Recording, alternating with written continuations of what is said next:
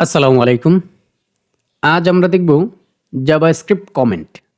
প্রত্যেকটা ল্যাঙ্গুয়েজেই কমেন্ট থাকে। তো এই কমেন্টটা কিন্তু প্রোগ্রামিং এর ভাষায় অসাধারণ কিছু অর্থ বহন করে। যে কমেন্টের মাধ্যমে আমরা বুঝে থাকি আসলে এখানে কি কাজ করা হয়েছে। এক্সাম্পল স্বরূপ বলা যায়, আপনারা আমার HTML এবং CSS দিয়ে যে প্রজেক্টগুলো করেছি, 2টা টেমপ্লেট ডিজাইন করেছি, সেগুলো যারা দেখেছেন সেখানে অবশ্যই বিষয়টা ধারণা পেয়েছেন ফুলফিল ভাবে আসলে কমেন্টের কাজ কি, কমেন্টে কি হয়। কমেন্টের বিস্তারিত আজকে বলবো না, শুধু আমাদের এই জাভাস্ক্রিপ্টের কমেন্টের ধরনটা একটু অন্যরকম, তো সেটা আমরা আজকে আলোচনা করব। আমরা প্রথমে দেখি জাভাস্ক্রিপ্টের 2 ধরনের কমেন্ট আছে। একটা ফার্স্ট হলো single line comment, second multi line comment, অর্থাৎ শুধুমাত্র একটা লাইনের জন্য যে কমেন্টটা করা হয় সেটা আমরা একটু দেখি। এই দেখুন, এখানে আমি কি লিখেছি, how to summation using number, অর্থাৎ নাম্বার ইউজ করে কিভাবে সামেশন বের করা হয় সেটা আমরা করেছি, এইখানে উপরে লিখে রেখেছি। অর্থাৎ অন্য কেউ আমাদের এই প্রোগ্রামিং এসে কোড দেখে বুঝতে হবে না আসলে এইভাবে যোগ বিয়োগ করা হয়েছে। এখানে আমি কমেন্টেই লিখে রেখেছি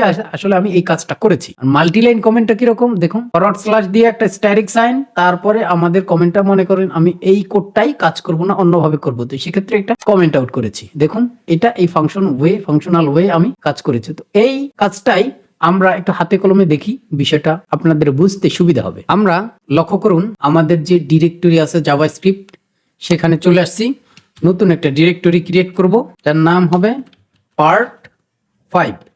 এটার কাজ কি হবে, জাভাস্ক্রিপ্ট কমেন্ট, শুধু কমেন্টস লিখি। আচ্ছা, আমি প্রিভিয়াস সবগুলো পর্বতে টার্মিনাল ইউজ করে কিভাবে কোড এডিটর ওপেন করতে হয় সেটা দেখেছি। আজ একটু উল্টো ভাবে দেখাবো। অনেকে হয়তো বা টার্মিনাল ইউজ করাটা ততটা ভালো বুঝে না, এর জন্য আমি ভিএস কোডটা আগে ওপেন করব।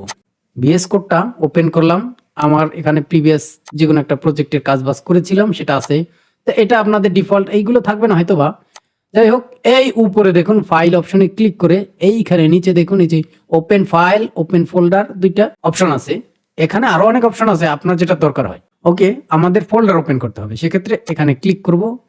ক্লিক করলে আমাদের ওই যে ডিরেক্টরিটা ওখানে চলে যেতে হবে। আমাদেরটা আছে এই ডিজাইন ডেভেলপমেন্টের মধ্যে টিউটোরিয়াল বিল্ডিং নামে আমরা একটা হলো ডিরেক্টরির মধ্যে রেখেছি। লক্ষ্য করুন এইখানেই টিউটোরিয়াল বিল্ডিং, এখানে ডাবল ক্লিক করব। জাভাস্ক্রিপ্ট এইখানে এই দেখুন আমরা যেটা করেছি পার্ট 5 কমেন্ট, এটা সিলেক্ট করব। সিলেক্ট করে থাকে সিলেক্ট ফোল্ডার, এটার ভিতরে যাওয়ার দরকার নাই, সিলেক্ট ফোল্ডার এভাবে সিলেক্ট করে সিলেক্ট ফোল্ডার ক্লিক করব। ক্লিক করার পরে দেখুন আমাদের এই ফোল্ডারটা কিন্তু ওপেন হয়েছে। এখন এইখান থেকে আমরা ফাইল ক্রিয়েট করতে পারি। এখান থেকে দেখুন index.js নামে বা comment.js, আপনার যেটা ভালো লাগে, কোনো প্রবলেম নাই। তো আমরা প্রথম কাজটা করছিলাম সিঙ্গেল লাইন কমেন্ট। আমরা কি লিখেছিলাম, আমাদের কমেন্ট করতে হলে সিঙ্গেল লাইন কমেন্টের জন্য ডাবল স্ল্যাশ ফরওয়ার্ড স্ল্যাশ দিতে হবে। হাউ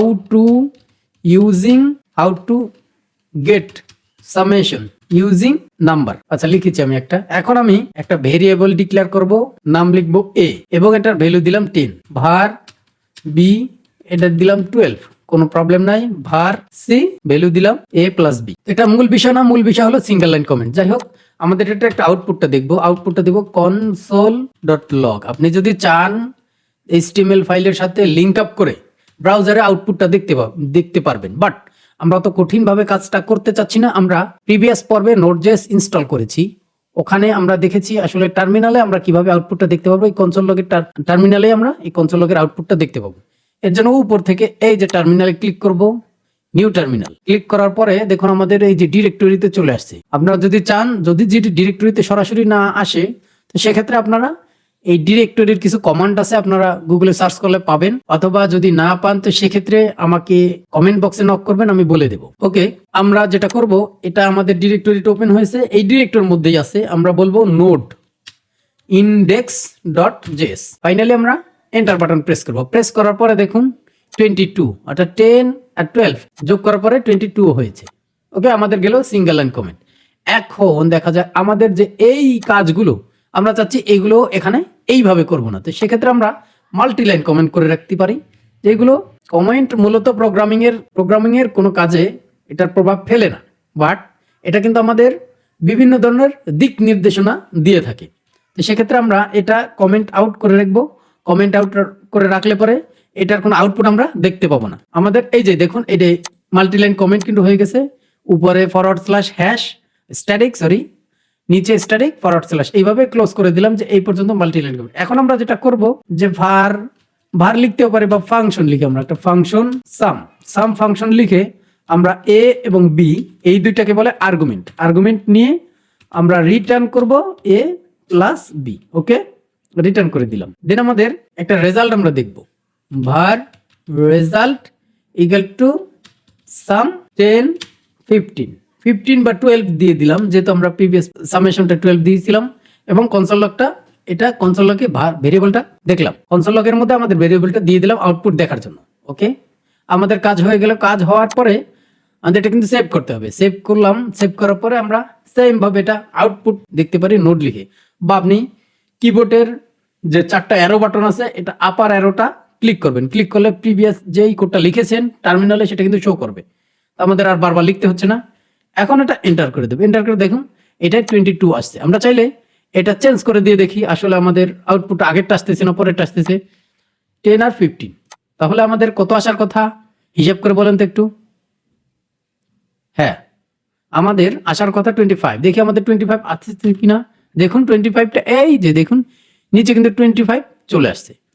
তো এইভাবে কিন্তু আমাদের কাজে অনেক সময় অনেক কিছু কমেন্ট করে রাখতে হবে, অনেক ইরর কোড হয়, অনেক নির্দেশিকামূলক কোড হয়। তো সেক্ষেত্রে বা কিছু লিখে পরবর্তী যে প্রোগ্রাম আপনার কোডটা দেখবে তার জন্য বিভিন্ন ধরনের নির্দেশিকা আপনি লিখে রাখতে পারেন। এটাই হলো মূলত কমেন্ট। তো আপনারা আশা করি ভালোভাবেই বুঝতে পারছেন। এই পর্ব এ পর্যন্ত। আল্লাহ হাফিজ।